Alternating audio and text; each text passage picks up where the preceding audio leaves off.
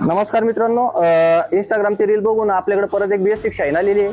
कस्टमरनं एक 15 ते 20 किलोमीटर वरून टोचन करून गाडी आणली होती आपल्याकडे. ही गाडी बंद पडलेली होती. गाडीमध्ये 2-3 फॉल्ट झालेले होते मित्रांनो.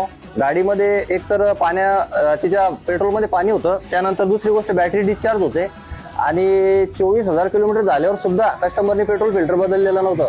म्हणजे गाडीला जितकं इंजेक्टरला पेट्रोल पाहिजे तितकं भेटतच नव्हतं मित्रांनो.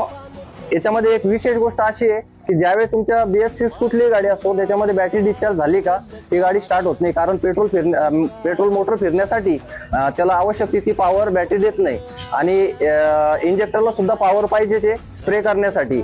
म्हणून मित्रांनो, आपली गाडीची बॅटरी जर डिस्चार्ज असेल ना तर त्यावेळेस ती आपण बॅटरी चेंज करून घ्यायला पाहिजे. अन्यथा आपल्याला गाडी असेच प्रॉब्लेम देणार, बंद पडणार.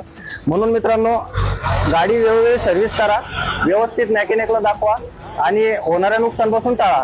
अशा इन्फॉर्मेटिव्ह व्हिडिओसाठी माझ्या पेजला फॉलो करा, लाईक करा, कमेंट करा आणि शेअर करायला पण विसरू नका. थँक्यू.